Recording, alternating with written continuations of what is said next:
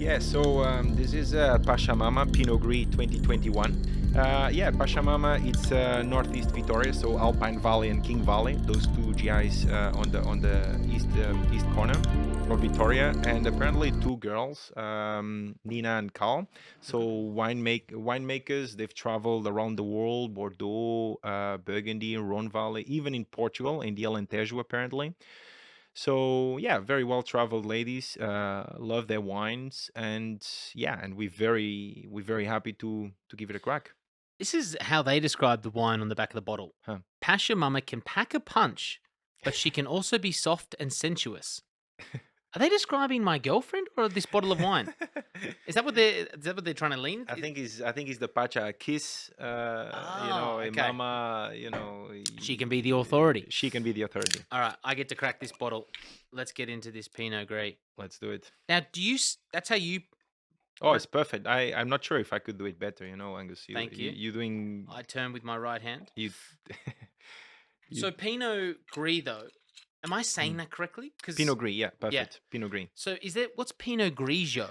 So it is the same grape. It's just like how you have Syrah and you have Shiraz. Ah, So you have Pinot Gris and you have Pinot Grigio. Pinot Gris is the varietal that you find mostly. Pinot Gris, the varietal that you find mostly in the wines of Alsace, which is the same grape. did you say of hell's ass? Alsace, sorry, Alsace.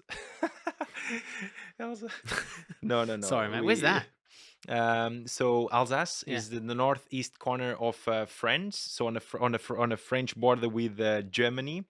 So yeah, that's Alsace, and over there they call the Pinot Gris or Pinot Grigio Pinot Gris, and then in the northern part of Italy, they call it Pinot Grigio, and then there is a little bit a stylistic difference between the two, but this is the main. All right, take us through our way to assess this wine. It's in our glass right now.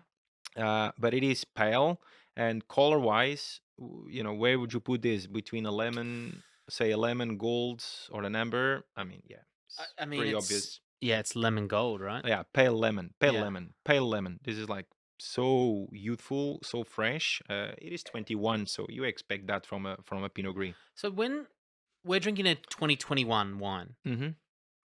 were the grapes picked in 2021? Was it bottled and made in 2021? It is the great when How the do you define vintage, that? the vintage on the bottle. It's when the grapes are picked. Is the harvest time.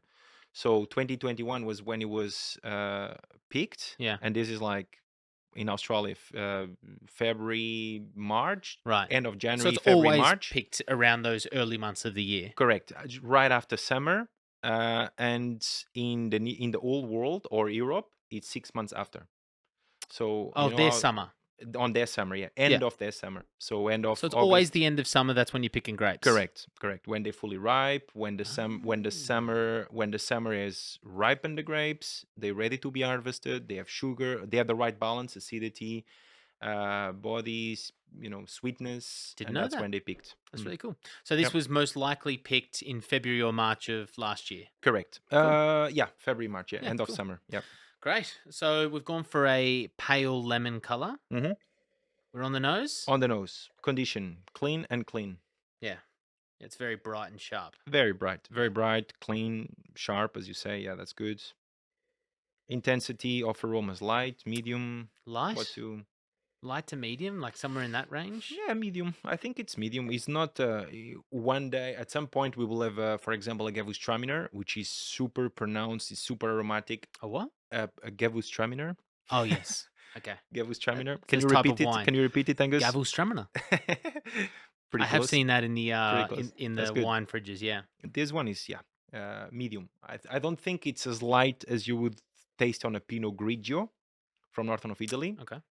This one is Pinot Gris, and on the nose there is quite a bit going on. So Okay. yeah, medium. Well, it makes me a little bit scared that there's a lot going on this nose because I'm not getting a lot. Yeah, well, because I try to get to every corner of the wine, between brackets, obviously, but I picked quite a bit. But again, not as much as I would pick on a Gewürztraminer. Okay. That makes sense. So Let's go. aroma characteristics on the nose. What do we get? I get a little bit of lemon. Okay, that's good. Yeah, lemon. How I'm is not the saying that lemon? because of the color. I'm saying I'm getting Yeah. like I'm getting a citrus smell. Yeah, that's good. That's perfect. So it That's could be perfect. lime, but for me it's lemon. If yeah, that's right. If you put the lemon, if you put a lime, a lemon, orange, grapefruit, tangerine Yeah, it's on definitely your lemon. table, Yeah. it is definitely lemon. So that's perfect. Great.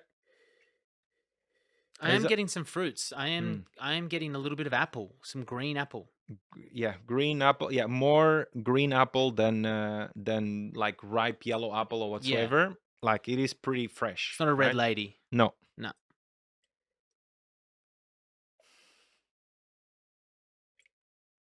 Yeah, the green apple. Anything else? I mean, there's potentially stone fruits here, but I would say there's quite like, as you say, close to the kernel sort of Yeah, stuff. yeah. That's right. So the more bitter stone fruit. Correct. And when you try this on a palate, it's like having that stone fruit that is, I would say, more nectarine in this case. It's not that same peach that we had before. No.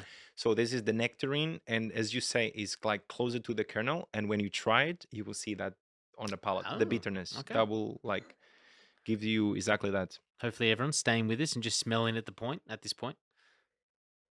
But also, like beer.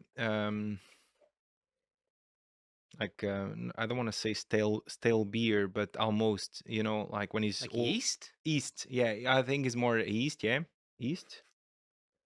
Get West? that, a bit of that. No. Yeah, a little bit. I think the closer to the kernel, the peach, the beer yeast that has been poured for a while is like left there, and it's not on a bad way. I think it's on a very nice way. But I picked that on his wine. And yeah, and I think that's pretty much it on the nose. Like it's not super exuberant, it's not super aromatic. I think it's nice on the nose. I think for the Pinot Gris from Vittoria, I think it's showing well. All right. No oak aromas. Yeah, straightforward. Is it time? The time. Let's taste it. Cheers. I've been tasting it a little bit back and forward, but So you've had this one before? no, just now, Oh. on the podcast. Okay. Palate. You see the bitterness? I do. Yeah, you feel that now? I do feel very bitter. That's so on the palate, yeah, you feel now the bitterness, right? I don't want to get ahead of myself, so I'm going to reserve until we get to the point Until that we get really there. strikes out. That's it. Good. So yeah, palate, again, sweetness. What do you No sweetness. No. It is dry. Yeah. That's good. Acidity, do you feel Quite high. Quite high? Yeah. It is higher than what we've tried in Some a of few them, other wines, yeah. The Jim Barry Watervale Riesling, episode 1 was very high. Super high. Yeah. This one is a Less touch than before. that, but it's not a leap to that point. Correct. It's quite high acid. That's perfect. Yeah, that's really good. No tannin. We are facing a white wine. Body, Light. light bodied, yeah. Flavor characteristics, well, we've mentioned them. I don't think there's anything new. However, I want you to develop a little bit that bitterness that you have tasted. What do you feel about it? How do you feel about it? I don't love it. It brings freshness, isn't it? I know you're a huge man of freshness. I'm It's important. trying to come on board. It's very I get it. important. All right, next. So next we on to the finish. What are you pairing this with? How with this? I'm tempted to say. I mean, oysters. Oysters could be good. A seafood platter with oysters and how do you call them? Mussels and stuff like this, just with a little vinaigrette. Higher acidity, fresh, clean, tart. There's no really oak influence. It's pretty fresh, pretty pure. It's pretty citric and green apple, and then that's just ripe peach, or sorry, actually nectarine more so. Yeah, I think a seafood platter could be very good with some vinaigrette, but again, nothing too complicated. I think it's an uncomplicated wine. Is nice as an aperitif. I think that could be very good.